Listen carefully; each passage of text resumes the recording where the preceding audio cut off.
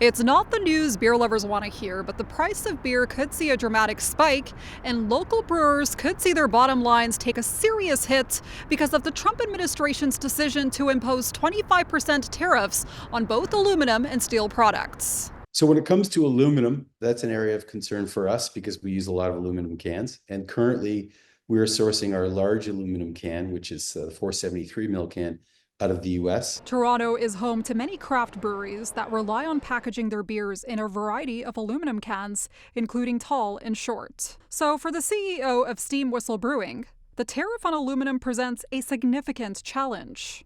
If these tariffs come in and when they do start to affect new purchases of inputs and the price increases, we'll hold off as long as we possibly can. But at some point, if this whole trade war is long-term, it's going to be very difficult for us not to see some incremental change in our retail price of our beer. Taylor says that buying Canadian is one solution amid this escalating tariff war. And we're going to say goodbye to those American suppliers. We want to buy Canadian. We want to shop Canadian across the board. It's about national interest at this point. Our sovereignty is at risk. His concerns are echoed by another brewery owner who says these tariffs could devastate his business. And while he has considered sourcing his cans from other countries, he says it's not that simple. The trouble with the can is that it's a North American standard size. So 16 ounce is 473 mil. Anything coming out of the UK or Europe is going to be 500 mil. Our machine, we don't have the tooling for that. The Ontario Craft Brewers Association also weighing in on the issue.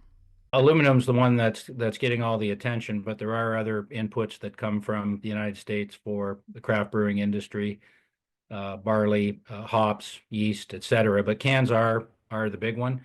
And in terms of cans, he says there really isn't a 473 ml can manufacturing plant here in Canada, which is a huge gap that needs to be addressed in this country. There are 355 ml manufacturing plants here, but the vast majority of beer, especially craft beer, is now in what's called the tall boys, the 473 ml. So I think this whole situation has been a wake-up call for all Canadians. Now, Simons adds customers should not expect to see the price of beer jump immediately as businesses are still sitting on inventory while also hoping that this trade war will be short-lived. However, if nothing changes, you can expect to pay more for your favorite canned beer in the next couple of months. At the Roundhouse, Jazan Grewal, City News.